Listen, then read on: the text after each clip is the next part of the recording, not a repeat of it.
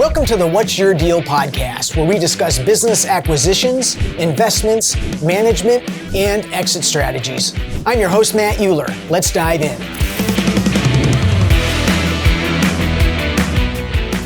Welcome to another episode of What's Your Deal. I think this episode's going to surprise you because I have with us today a gentleman who's been competing in combat sports and teaching others how to do so for almost 45 years. Part of the reason I asked him to join me is because A, I enjoy his company and I find what he does fascinating, but I'm also a huge advocate of the similarities that take place between one industry and another. And in this case, being prepared for a combat sport or being prepared in business. And I think you'll be surprised how many similarities they are and what you'll learn. There's actually so much content here that we've decided to break this into several episodes to make sure we can pull everything out of it that's available. So when it comes to introducing John, this is going to take a minute because when I got his bio, it was literally coming up on 4 pages long. His career has been truly extraordinary. I first met John when my oldest son started training with him about 8 years ago. And since that time, we've trained on and off. And most recently, my 2 oldest sons and I train with John privately every Friday morning. And it is truly one of the highlights of my week. Not only do we have an amazing time, laugh a whole lot, but we learn a lot about defense, discipline, focus. It's really the highlight of my week. So that's how I met John and have known him for a while now. But from a standpoint of his career, John began training in 1981. He's been in this industry for 44 years. He has trained in 16 different styles of martial arts. He's achieved a 1st through 5th degree black belt in most of those styles, which is almost unheard of, or the equivalent to what would be a black belt. He's a 10-time Martial Arts Hall of Fame inductee. He's won numerous world championship titles and received 6 gold medals in various combat sports, including longsword, sword, stick, knife, and even dagger. And when I was reading this and writing this, it made me wonder how he was even still here. How do you compete with daggers, knives, and swords and still show up to an event like this? During his career, he's owned numerous martial arts studios. He's the founder of the Old School Grappling Catch Wrestling Association, which is worldwide. He travels extensively teaching his craft throughout affiliate schools. He and his wife, Sandra, have also founded and operate a farm animal sanctuary and adoption center called Freedom Ranch here in Prescott, Arizona. He is also in the process of finishing writing a book titled Warrior's Mind, Unleashing the Power of MMA Psychology in Business and Everyday Life. So when it comes to this topic, who better could I have found to talk about how combat sports compare and are similar to business? So John, thank you for joining me. Thank you for having me. You put it like that, you make me sound kind of cocky. Well, it's, as I mentioned, and I know I've told you this because it's important for me to make sure people know, but the time we get to spend together, I truly value because I see you as one of the nicest and most dangerous people I know. I appreciate that. Yes. Those 2 things go hand in hand. Yeah. Well, and what I think is unique about you is that the nicest part shines through. Right on. And as my family and I have been at your ranch and spent time with you and Sandra, seeing what motivates you. Yeah. There's a lot to you, so I'm super grateful for you to be here. Thank you. I appreciate being here. Yeah. There's a lot of layers to my life story. Kind of like an onion. Yeah. So I think people will be surprised at how many similarities there are between what you've been doing for a lifetime and what I've been doing for, 40 years nearly. Right. Yeah. But I'd like to start with your background. So how did you get started in the combat sports? What attracted you to it? It's funny, I get that question a lot because I've been doing this, like I said, almost 45 years now. Probably the number one start to my career was because of the old Channel 5 Kung Fu movies, Bruce Lee and the Saturday morning Kung Fu theater. That was the thing, back in New York. I grew up in Brooklyn, New York, and then moved to Staten Island, New York. And back in the day, me and my buddies, we'd go watch these Kung Fu movies on Saturday morning. We'd sit in the living room, and then we'd go in the backyard and fight, and we'd try to make it happen. And it just sparked an interest. And after 8, 9 years old, I told my mom, I said, I want to go do karate of some kind. I didn't know what I wanted at the time. And she put me in a karate class, and it was like a little thing. I was like probably, I think 8 or 9, something like that. And it was a little karate class in the YMCA. And I did that for like a year, and then they closed down or whatever. And then I resurfaced back about 1981. I was 11 years old, and I really started getting serious. So me and my friends were really training. I had a little bit of background from what little bit I learned in karate. And me and my friends started training in my backyard or in my basement, and I really liked it a lot. And if I wasn't training with my friends, I was training by myself. I was practicing forms, and I was practicing different techniques. My dad was a printer, and he had printed out these 3 books from a old timer called Bruce Tegner. It was just super cool. It's still to this day, those are my favorite books. I have them in my library now. It was a judo, karate, and jukeido. Jukeido was a mix of karate and judo. And I practiced from those books from probably 9 years old till 11 years old. And then finally, I told my mom, I said, look, I need to go. I want to go do something. So she put me in another taekwondo school and did that for a while. And then I started evolving from there and going different styles and moving my way up through it. And then the passion just kept growing and growing. Every time I learned something new, I was like, man, this is like so cool. There's so much to learn. And I just took off from there. And that's what got me started was Channel 5 karate movies. Wow. That's what got me going. Chuck Norris and Bruce Lee and all that stuff. And that, that got the ball rolling. That's amazing. Well, and clearly, and I know I read through your introduction a lot, but you've excelled.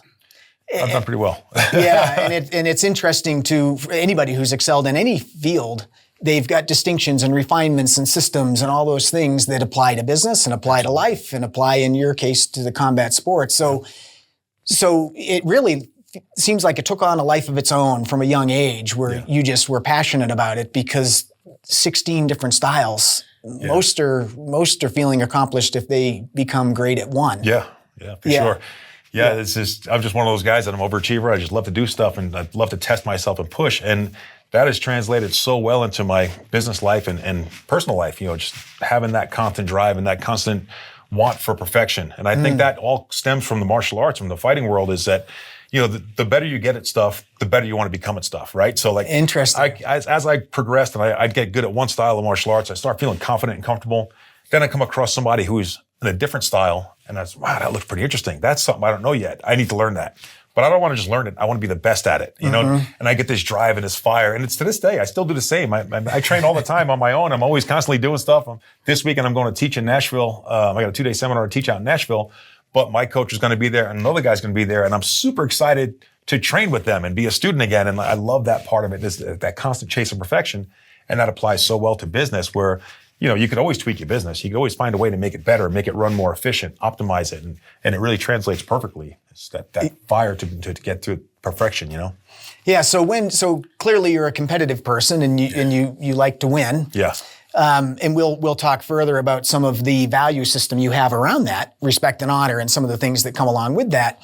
But when did it become competitive for you? I mean, I understand the backyard piece, but when were tournaments and you really diving in?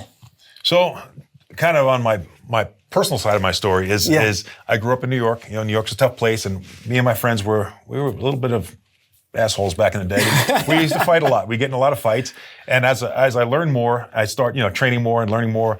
This desire we used to go out and get these bar fights or club fights or whatever. This desire to fight, those guys became less and less because there was no challenge. I'd go out and fight. Interesting. I was trained. I knew what I was doing. I'm fighting guys who were drunk or unexperienced or just street fighters that were just street fighters.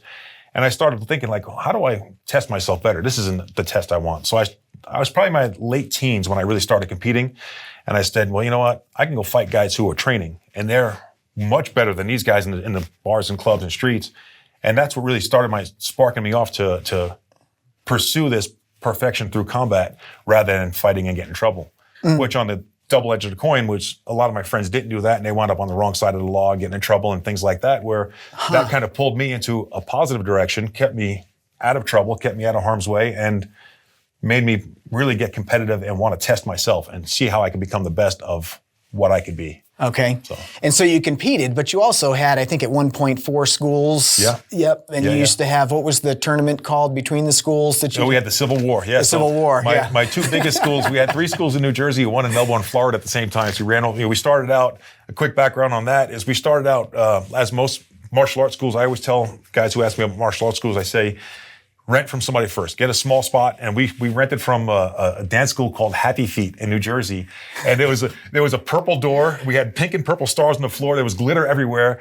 And I started with $800. I had $800 in my pocket. I bought 2 fold-out mats and a couple of punching mitts and gloves, and that was all we had. And we started with that, and I would rent from this Happy Feet place. And I told my students when we first started, I said, if we can make a fight club work in a place called Happy Feet, we can make it work anywhere. Mm-hmm. And that's what we did. We started with this little small place, and we outgrew that. We got our own warehouse space in the same complex. Then we outgrew that. Then I bought a building, and I bought the whole building, and we had the gym inside of that. Then we expanded out to North Jersey, South Jersey, and then another one in Florida. And we expanded this whole thing from $800 and 2 fold-out mats, right? It was pretty amazing. But to get back to the Civil War, my North Jersey and my South Jersey school were my 2 biggest schools. And we had the North Jersey school was in a really rougher area, rough and tumble area. And the South school was a little more of an upscale area. And we used to always say the North guys were more like brawlers and bangers. They like to fight. They just love to fight, just a tough, gritty group. And the South guys were more tactical, more refined. And we'd have this Civil War every year. The last Saturday before Christmas, I'd have the North guys fight the South guys. We'd do kickboxing, grappling, MMA, judo, whatever we could do, kids and adults alike. And we'd have a big cookout, and I'm a hunter, so I'd hunt, and whatever I'd hunt that year, I'd cook up for the whole team, and we'd have a big thing. It was this massive, massive thing at the end of every year. It was so much fun, and promoting that and teaching my students to prepare for it and fight. And it was so much fun. And I had this little cheesy plastic WWE belt that I would just write Civil War champion on, and then the winning gym got to hang it in their gym for bragging rights against the other guys. It's kind of funny. That's great. Yeah. Well, and for our audience, I'll just tie together. So being a business guy, I hear all kinds of gems as you're talking. Yeah. And I'm a huge advocate for recipes.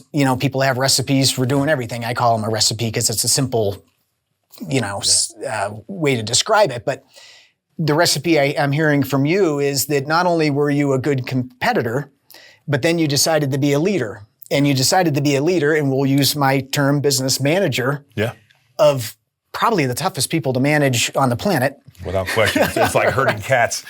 Dealing with fighters is herding cats.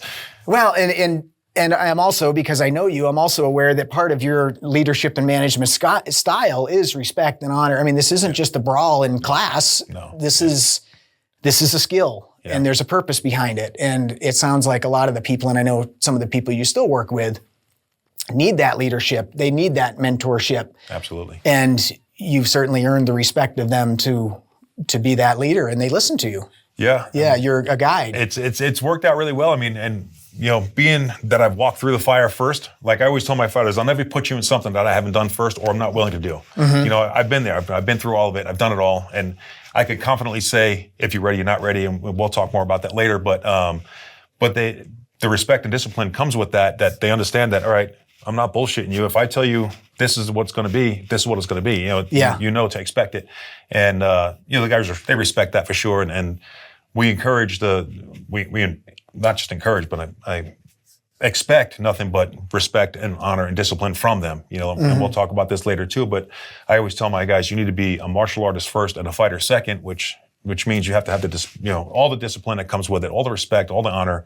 A lot of fighters nowadays, the younger guys, they just want to fight for glory, and we'll talk more about that later. But yeah, having that respect issue and that line where they know they can't cross helps a lot, and it also helps. We use this as a ministry almost to help these kids get out of bad situations, because I walked that line. I was a troubled kid, and I came from a broken home and troubled past and all that, and martial arts pulled me into the right side. And I do that the same with these kids. I get kids who come in from gangs, from just tough areas, and they're kind of on the cusp of they can go either way of the law, and we use our martial arts to draw them in, to bring them onto the right side and channel that and have them compete in a place like I did, where I say, no, I don't need to fight in the bar or the club. I can go fight this guy who's experienced and test myself and give him something to aspire to. Yeah. Well, the other distinction I heard you talked about is testing yourself and wanting to push yourself to be better. And again, I see the same thing with business people. Sure. A lot of business people, I should say, maybe that's the distinction between a business owner and an entrepreneur. Entrepreneurs are always looking for what's next, and they want a new challenge, and they want to continue to grow and learn and absorb and stretch. Yeah, exactly. And it sounds like that's absolutely what you did, yeah, 100%. And still are doing. Still doing now. Yeah, constantly evolving, constantly growing, and looking for how to improve and what could I do to make things better moving forward. Never stagnant, never complacent. Great. Yeah. So what is it that why does somebody want to fight? I mean, so that's a great question, and it's usually there's a couple of small categories it falls into. You get the guys who want to fight for glory. Those guys just want to be braggers, and they want to tell their Facebook friends that, oh, I'm a fighter and I do this and that. And those guys are in it just for their own ego. And they all just want to satisfy ego. And then you got guys who are in it for the challenge. They want to see what it's all about and see what it's kind of test the waters a bit. And then you got the guys who want to chase perfection. And that's where I fell into my category personally. I wanted to be tested all the time, constantly test myself, constantly see where I am and what my benchmark is. Where's my strong suits, but where's my weaknesses? How can I improve upon my weaknesses through these competitions? And I call competitions a blueprint. Every competition is a blueprint for your future self. So if I compete today and I win, I take that as a blueprint. That's all right. I did this and this won, but what could I have improved on? If I lose this competition, why did I lose? What did I lose from? And how do I fix that where it doesn't happen again? And so I use that blueprint to progress forward, moving on, Okay. So, but yeah, most of the guys are fighting for either ego or testing themselves or self-perfection. Those are the general areas of reason for fighting. Okay, and what about money? Where does money come in for a fighter? Money. Is it? Yeah. It's pretty hard to get to a place of. That's a major section of fighters is money, and the guys want to fight for money because they don't want to have a real job. They think like, all right, I'm pretty good fighting, interesting. So I can fight and make some money and this and that. Which fighting for money is not a good choice for careers. It's not. You don't make a lot of money and you take a lot of damage. It's not, the trade-off is not really good. Yeah. But a lot of people do, and I've got guys in our gym that they want to fight for money. They just want to make money as a living as a fighter.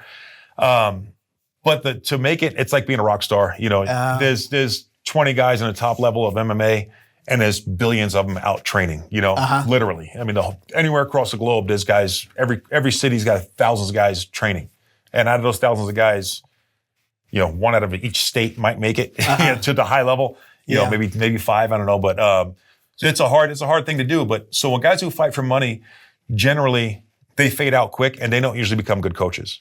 Guys who fight for glory, and the same thing. They're as good as their last fight. They'll keep fighting. They're winning. They're doing great. They're out cheering it on. Yeah, the crowd loves me. They lose a fight, and then they quit. Or maybe lose 2 fights, and they quit. And they're like, well, no, this sucks. I don't like doing this.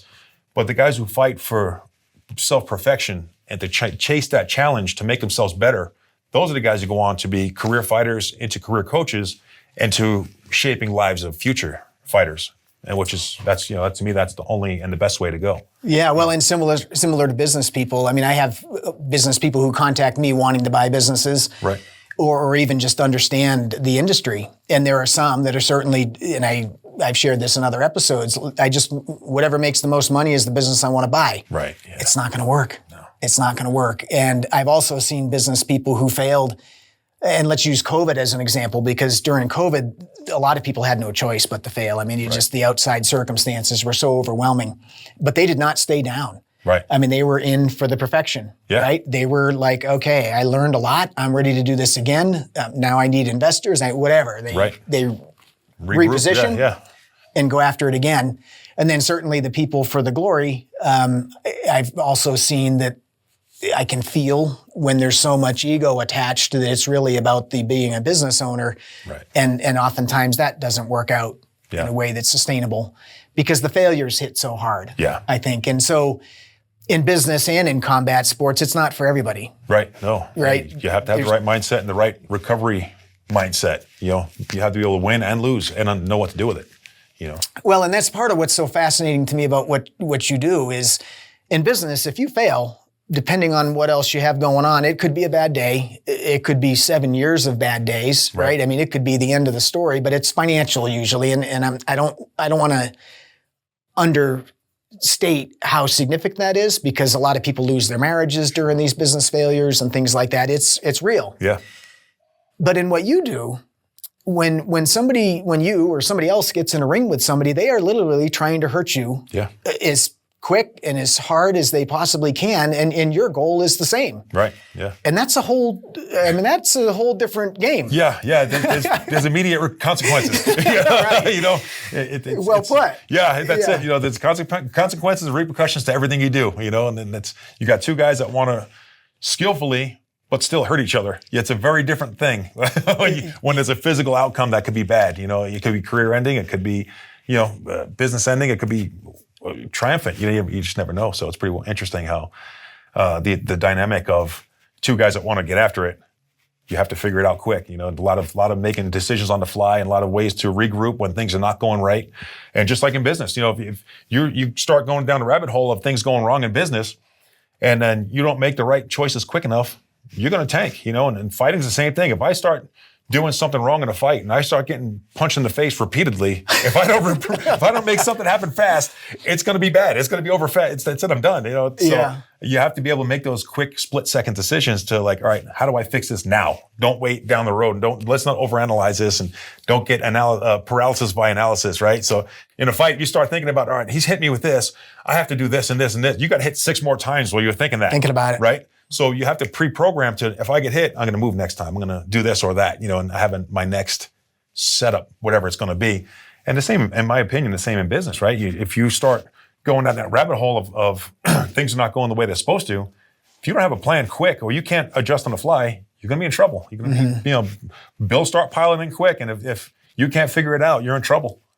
Yeah. So in your world, it's and when I call it your world, I mean in the combat sports competitively, everything's magnified compared to business, right? In business, I could have something show up. Let's say I take a hit, and we're going to talk about that. But let's say I take a hit, something, key employee quits, whatever, and there's a problem, right? I usually have some time to ponder that. Like, okay, let me regroup here. Let me think about this.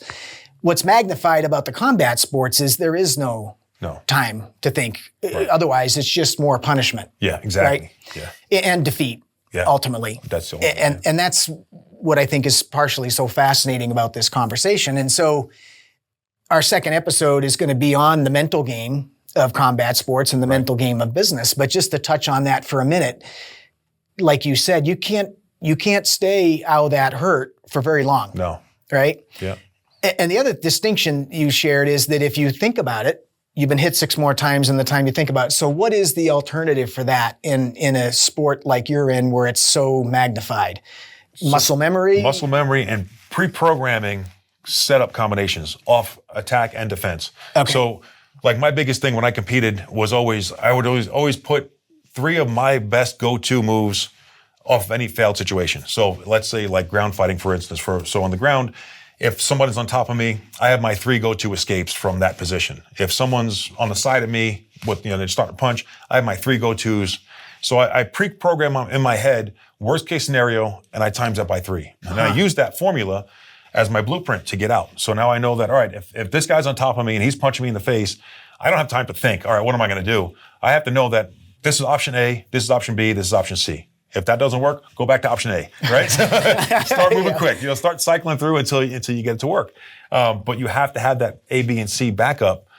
Of course, it's that fast. And every second that goes by hurts. There's no time for thinking. So having that muscle memory and those 3 escapes from every bad position locked in your head that that you go to. That's, to me, that's the best way to go into any situation. If I have an escape route from any bad position, if I'm in the corner in a boxing ring and I'm getting punched in the corner, I have my A, B, and C ways of getting out of there. What do I do to get out of the situation? I'm stuck, I love it. Yeah. And in business, one of the things that and I think this comes from experience, and I guess as you would agree in your world, that the experience is where you figure out what the A, B's, and C's can be. Yeah. In business, because of the experience I have and having done it for so long, I have a lot of A, B's, and C's. Right. And I have a tendency to be able to see a red flag. Yeah. Man, this is a little vulnerable in this situation. And let's just use an employee scenario. There's one employee, they're becoming super important to the operation. Customers are calling their cell phone as an example, as opposed to the business line. Right. I mean, all these things in my mind start going, okay, this is a little bit vulnerable. I need a plan A, B, or C. Right. If they decide they're going to leave, this is what I'm going to do. If they become so valuable, I'm going to ask them if they want to become a partner and join with them. Those are some of the things in business that show up for me, and they're standard responses. If I could be in a situation, I've never seen this before. What's my plan B? Call for help. Yeah. I'm calling somebody else who's been there. I'm calling my team, my advisors, my mentors, whatever. That's part of my plan B. And in your world, you learn those from experience. Exactly, right? yeah. It's like I said, it's the blueprint. Every fight's a blueprint. And sometimes things go the way you think, and sometimes it's those unexpected. And those red flags start showing up. You're like, I haven't seen that before. What is this guy doing? What is his strategy here? And then, now that may be a bad day for us that day, but now we have that in the blueprint for next time. Now it becomes added to our A, B's, and C's. How do we get out of this bad position that we never saw before, Mm-hmm. So it's kind of interesting how that ties in. That's great. Yeah. Well, I talk with people that come to me for business purposes about measured risks and taking on what they can handle, because I think in business and life and certainly in combat sports, you're going to get hit, right? No two ways about it. No question. And I think it's important to make sure that in business, you can handle the hit you might take. As an example, if somebody's never owned a business before and they're going to buy a business in an industry that they have no knowledge in, and let's say they're going to spend $2 million or $5 million. That's a all or nothing. Yeah. And I would compare that to, in your world, you've got a white belt who wants to go compete against the black belt. Some of those hits, they can't handle. Yeah. Yeah, it's true. And you can't come back from that sometimes. So yeah, that's a perfect analogy. And we've talked about that. I love your white belt to black belt analogy. It's such a perfect thing. And there's weight classes nowadays anyway. There's weight classes and skill levels for a reason in combat sports. Because if I get a white belt in my gym that wants to go fight a black belt in another gym, and I let that happen in a combat sports arena, that white belt's going to get murdered. 9 out of 10 times. Once in a while, you get an athlete that can kind of make his way through, but 9 out of 10 times, that guy's going to get murdered, and it's probably not only going to beat him that day, it's going to beat his whole career. And that guy's going to be so beaten down, he's going to give up on everything martial art related and never want to fight again. And when you get even matches and the guys fight, win or lose, they can learn from it. They usually can bounce back. But when you step into the wrong arena because your confidence is bigger than your skill level, that's where you get in trouble. I'm going to remember that, because your confidence is bigger than your skill level. Yeah, and it's a common thing in fighting. Guys, I could fight anybody. I don't care who they give me. I'm like, well, let's pump the brakes on that. Maybe we don't fight anybody. Let's fight the guy that's equal to you right now. Yeah. But it's a common thing, and I've talked about this a little bit in the gym. I've got guys who ask me to fight, and they're ready to fight. Like, we've got one of our girls who's ready to fight right now. She's only training 6 months, which is almost unheard of. She's training 6 months and she's going to fight next month. And she's ready to fight. She's a D1 athlete. She's a soccer player. She's awesome. She's just a badass and tough. Listens to everything we do. She's ready to go. But I've got guys who train for 2-3 years that want to fight, and I won't let them. I'll tell them, no, you're not ready. You're not in the category yet to be in that fight. You can go into the smaller, maybe a grappling tournament, maybe a small kickboxing smoker or something light. We could start with that, but you're not ready to get in the cage, and they love me or hate me for it either way, but that's my job, is to protect them. Whether you hate me or not, my job is to protect the fighters, protect the guys. So it's kind of interesting how that, the white belt to black belt thing it's a real thing. You can't let everybody fight just because they want to. Well, and that's a great transition to the coach. We've all, I think we all should have mentors and coaches and people who are on our side. Absolutely. And what you're describing is you being on the side of the students that are asked you to guide them. Yeah. Right. And I've got to believe the mentality of a fighter, they don't want to hear no. No. And never. they don't want to hear that they're not ready either. Never. Yeah. Never. They never want to hear that. They hate hearing. Every fighter hates to hear that. But that's our job. That's my job as a coach, is to protect them, be in their best interest. I have to be the voice of reason, which is scary if I'm the voice of reason for somebody. But sometimes I have to be the voice of reason for the guys or girls or whoever's fighting to not take a stupid fight. And over the years, we've had that happen. But people, fighters have taken fights without telling me, and then hey, coach, I'm going to fight this guy at this event. I'm like, bro, what are you? Why? What? You have a death wish? Why are you fighting this guy? I'm fighting this guy at 2 weight classes above where I'm supposed to fight. And I'll try to talk sense to them, but they won't do it, and they'll usually wind up losing and getting crushed, and mentally and physically getting crushed. It's get beat down because they took the fight and their ego got beat and the whole thing.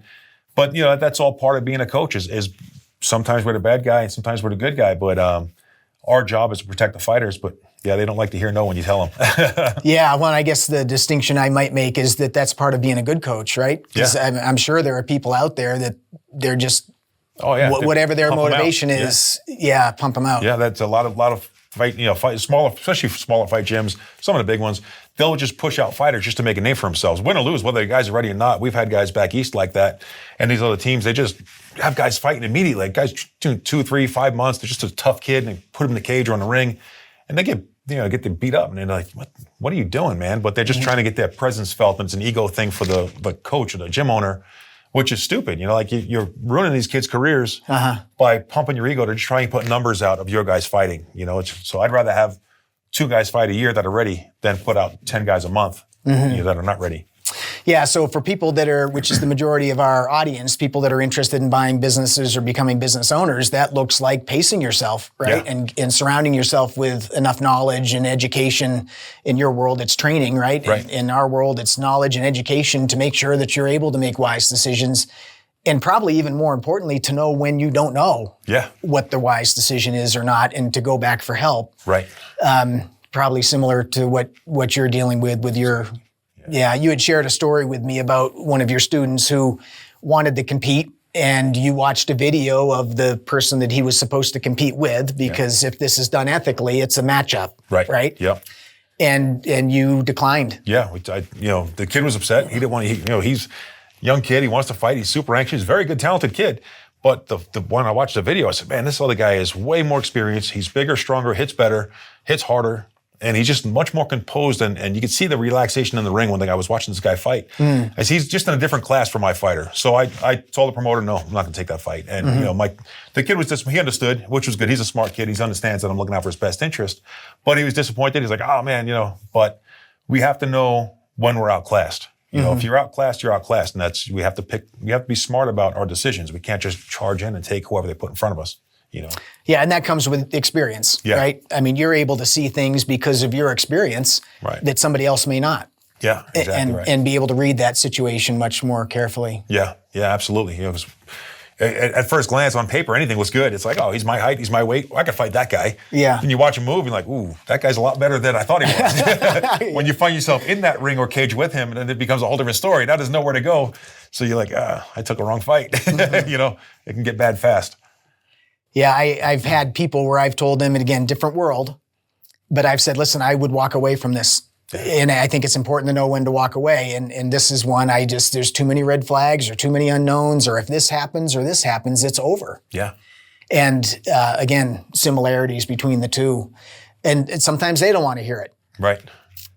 Matter of fact, I've got a client who I've known for a long time who's looked at numerous businesses, and he's financially in a situation where he does not need to buy a business. He doesn't need the income from it. Okay. But he's bored.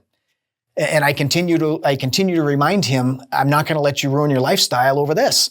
Smart. It's just, is it worth it or not? And again, similar to what you're sharing with people, it's like, if you're going to have fun in a long career, you can't take the wrong fight. Yeah, exactly right. Exactly. Yeah. Hit the nail on the head. Yeah. Very good. You had shared a statement with me once that, and I don't remember it exactly, but it was something like that if you allow, again, assuming that the person's cooperating with you, but if you allow a fighter to get into something that's beyond them, that is on your shoulders. 100%. Yeah.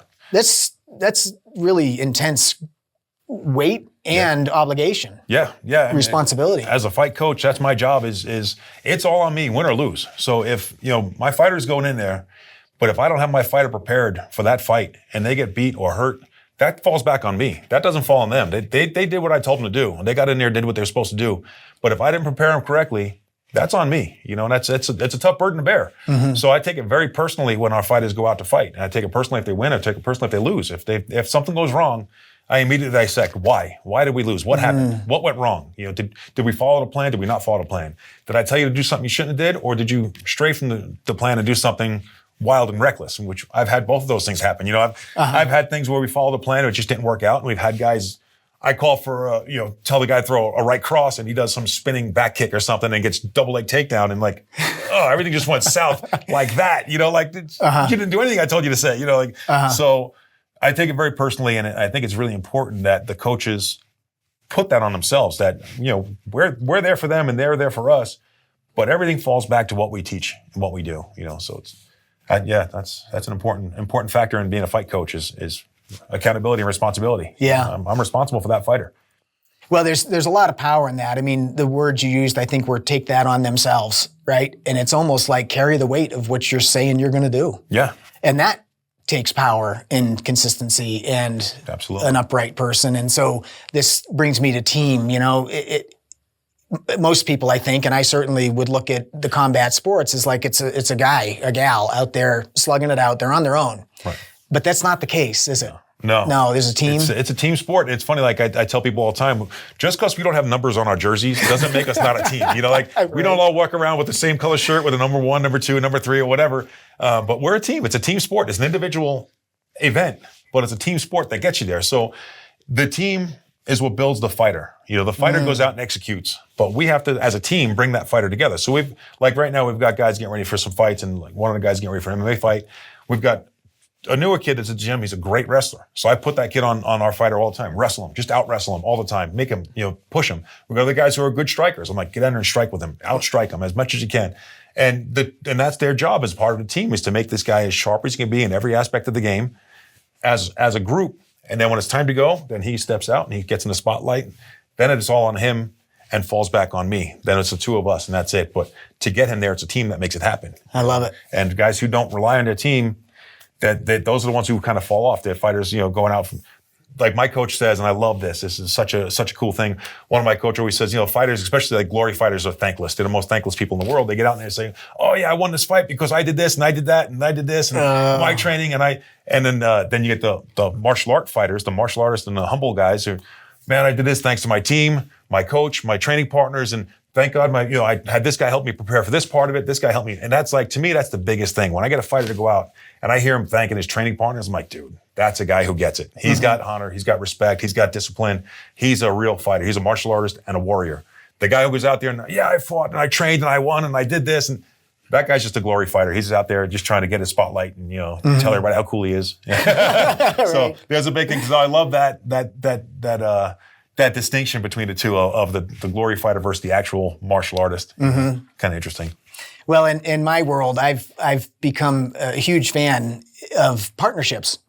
And even though even in the businesses that I own on my own, I still have a team around me, which is great. But part of what I love about partnerships is that it's a team sport. And I feel enormous weight, back to our conversation a minute ago, to take care of my partners. I mean, they are counting on me and vice versa. And especially during COVID, a couple of the businesses that I'm involved with took some serious hits. And honestly, probably both of them should be gone. And they're both still here. And they are only here because of the team. Right. I mean, it just was truly amazing to see what could be done. Just a quick example, one of the businesses that I'm involved with is an event production company. So they do the lighting, sound, all that for large events. Okay. Well, when you got to have people 6 feet apart, there's no events. Yeah, that's tough. And I got a call from my partner. It was actually, I remember it just like it was yesterday. It was March 8th of 2020. And we had just bought this business in September of the prior year. And he called and he said, "We got a problem." And I was literally on vacation, which is unique at March 8th as well. It was the last trip that anybody took for a while.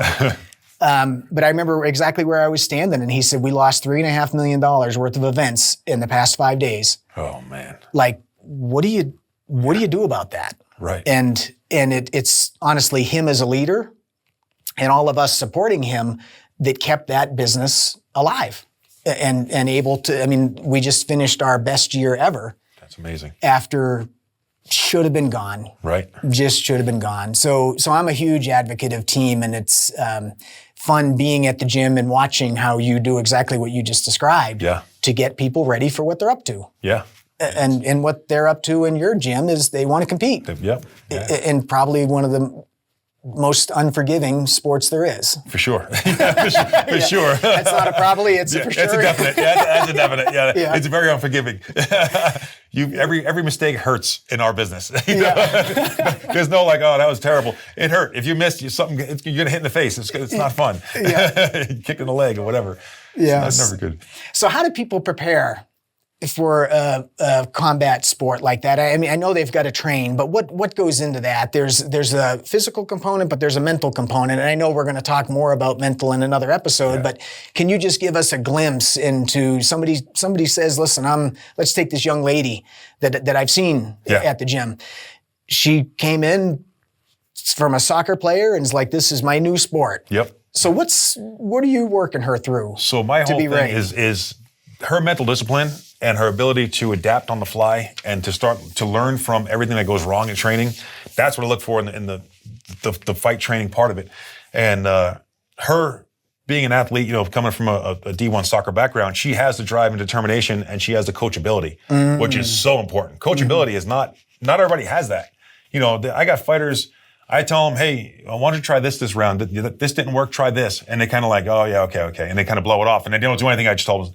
This girl, I tell her, hey, listen, you're dropping your right hand when you're throwing your hook, or you're not moving your leg fast enough to check a kick, or whatever the case is.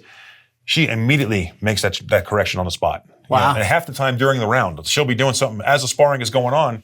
They'll be back and forth sparring, and I'll say, hey, do this or this. And on the spot does it, because she has the mental focus to be able to, like, all right, coach says do this, I have to do this. This is going to work. And it always works, at least 9 out of 10 times it'll work, So, the mental part of fighting is so important, to have that discipline to not just train, but to listen to what is being told to you and to understand why something is working and not working. So that's so important in the mental aspect of fighting. Don't just if I tell you, throw your punch this way, don't just say, all right, I'm going to throw my punch. Why am I throwing my punch that? What makes that better? Why should I do it this way? Ask the questions, and that's that mental discipline that comes with fighting. And the people who ask the questions and kind of dissect the small things progress fast. And this girl's a prime example. She has 6 months. She's fighting, Wow. And she's got a very high chance of winning. She's fighting a very tough girl coming out of Phoenix. And I think it's going to be a great fight. But my girl's got a great chance of winning this fight because she has that mental discipline. And the coachability. So again, back to business. I know, because I've been one at times, where I don't want to see what's not working. Right. Yeah. And I don't want to hear about it. Yeah. But fortunately, I tend to be on the more humble side. I generally will get it sooner than later because I don't like pain. Right. Fair. That's fair. Yeah. But I've also seen people who are just so committed to their idea of what is right and what's going to work, regardless of whether it's going to work or not. I mean, they just are so committed that they will not listen or see or change until they literally get the knockout punch. Right. And I heard a good friend of mine, and again, back to mentors, because they're so important to me. A mentor of mine told me a long time ago, he said, you'll get the tap on the shoulder a couple times. If you don't listen, you get the knockout punch. That's true. And the tap on the shoulder is what I try to listen to as much as possible, because I want to be coachable. I never want to not be coachable, because it's so much easier. Yeah, for It's sure. just so much easier to take advice from somebody who's been there and done it, or see something that we might not see in that way. Yeah, and in the fight game, that's a perfect analogy of that is you've got two fighters going at it in the ring or the cage, and you have the coaches on the outside. And we could see so much more from the outside than the fighter. And my fighters tell me all the time. Love that. Man, I didn't see that, or I didn't realize that until you said it. And as soon as you say it, then so being the outside person looking in, that's you need that. Whether it's business or fighting, you need that outside source to tell you, hey, that's not working, let's do this, or that's working good, keep doing that. You need both sides of it. And it's kind of an interesting dynamic when you start to see how important the outside person is. That outside perspective. One of my plan Bs when I'm mired up is just, okay, somebody that I trust and believe in, what am I not seeing? Right. What am I not seeing here? And what would you do if you were in my situation? Yeah. It is amazing what that question will bring out 100%, at times from people who have a different perspective or more experience than I have, and how valuable it is. I mean, it literally could, in my world, save me from success or failure. Right. Just with that coachability and coaching. Absolutely. Yeah. So true. So let's look at preparing a little bit further. You mentioned to me about visualizing and how important that is in the combat sports. Yeah. I'm a huge advocate of that being beneficial in every area of life. I mean, knowing what you want, it's a whole lot easier to get it than if you don't know. Absolutely. Right? Yeah, for sure. So how do you use that? How did you use it? And how do you coach your students to use? So that's a great question. Visualization is so important in fighting. You not only, everybody visualizes the outcome. Everybody visualizes, oh, my hand is raised, I win that fight. But, that's the dream, that's the goal, right? But the two people in that cage are both thinking the same. They both have that same vision. The person who visualizes, how do I get there? That's the thing. I have to figure out my path. What's my path to get from A to B? My start is here, my finish is here. How do I get what's the gap, right? So you have to have, it goes back to the A, B, and C backup plans of, all right, well, I'm going to go into this fight, and I'm going to visualize every night whenever I go home from training. I would go home, I lay in bed for 10 minutes every night and just close my eyes and think and visualize all the techniques I worked on that night. What went right, what went wrong. How do I fix what went wrong? How do I sharpen up what went right? And that visualization would prepare me for my next training session. The next training session, I would implement what I visualized. And then I start picking up that back. Well, this didn't work, so maybe what do I do to back that up? Where's my A, B, and C? We go back to that again. So when you visualize, it's not just visualizing going in and mauling somebody and having your hand raised because you won. You visualize, all right, the fight's going this way. What happens when I don't get the plan I want? Well, my plan goes south. What am I going to do? You have to visualize that and you have to see it and build that confidence to know that, all right, well, now I know if this doesn't go this way, I'm going to use my A, B, and C and get out of that bad position to turn the outcome in my favor. And so visualization is so important. It's such a big part of fighting. You have to visualize everything from your cardio training, whether you're running hills or you're weightlifting or your fight sparring, whatever it's going to be. You have to visualize all of it. And you have to visualize all of the offshoots of what it could be. That's great. Well, the other thing I heard you say is you go and practice. So in my language, that's getting the reps in, right? Yeah. So it's one thing to just sit and visualize and never do anything. Right. It's another thing to visualize, get some reps in, find out what happened, and then visualize the next step. Exactly. Is that what you meant by what you were saying? Exactly. Yeah. Yeah, that's great. Yeah, it's so important. It's you need that. Otherwise, you're getting to tunnel vision. You can't have tunnel vision. You have to keep your visual of what it's going to be in every direction. Get the reps in on the right way. Get the reps in how to fix the wrong way, and get it all dialed in. Yeah. That's your recipe for success. Well, that's great. And I know we've got other episodes to come, which I'm looking forward to. The next one is on the mental game. Yeah, and it's gonna be a lot of fun. There's so much. Again, I think people might devalue the mental game in business because you go and do what you're supposed to do. It's not that big of a deal. Right.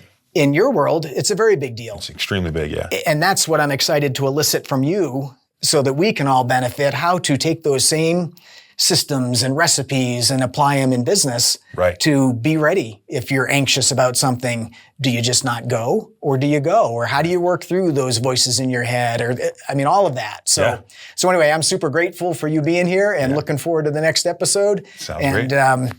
I hope you enjoyed that. There's so many gold nuggets here for you to take, and we will see you on the next episode. And that's a wrap on today's episode. We hope you enjoyed the conversation and got some valuable insights into the world of buying and selling businesses. Want to be a guest on our show? If you have a deal that you'd like to discuss with us or a business story to share, we'd love to hear from you. Shoot us an email using the contact information below in the episode notes, and let's make this happen. Never miss an episode. Make sure you subscribe on Apple Podcasts, Spotify, or wherever you listen. And if you found today's episode helpful, please leave us a review. It helps more people like you find the show.